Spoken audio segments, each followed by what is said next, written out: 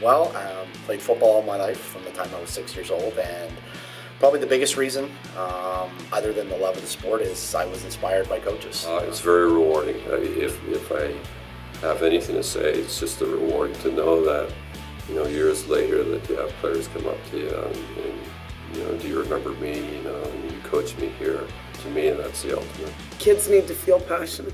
They need to know what that feels like. They need to see what it looks like.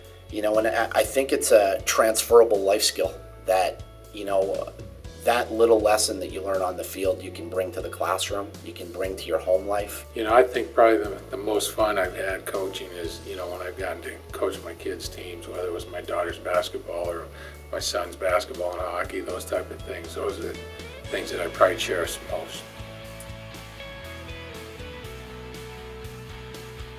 The technical aspect and the tactics, it can all be taught, but it's a passion for getting involved in teaching young kids. I really don't care how much the coach knows about football. I really don't care if Tommy's coach is the best hockey coach. All I care is that they care for the kids and they look after the best interests of our kids. And if they do that, the other things will come. Kids don't care what you know, they want to know if you care. No matter what sport you coach, it's all about teaching, and it's all about getting involved, and it's all about giving back. And if you care about giving back, it's the rest will follow it. You start out with not having a lot of technical knowledge or background in coaching. If you have that desire to do it, then you need to act upon it.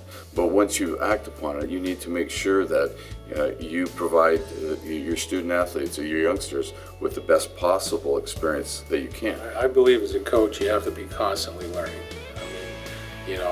I certainly don't know everything I need to know at this point in time. And, I've been coaching as a professional coach for 17, 18 years, and I feel like I learn something every day. So I want to help little Joey because he's my son and they need a soccer coach. But if you're going to do that and take that responsibility, make sure you take the responsibility seriously and you do the certification necessary to become an excellent coach.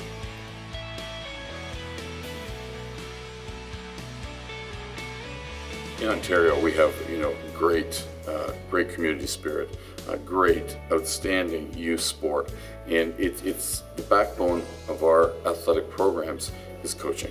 You don't come in knowing it all, and you're going to learn not just from other coaches, but you're going to learn from kids.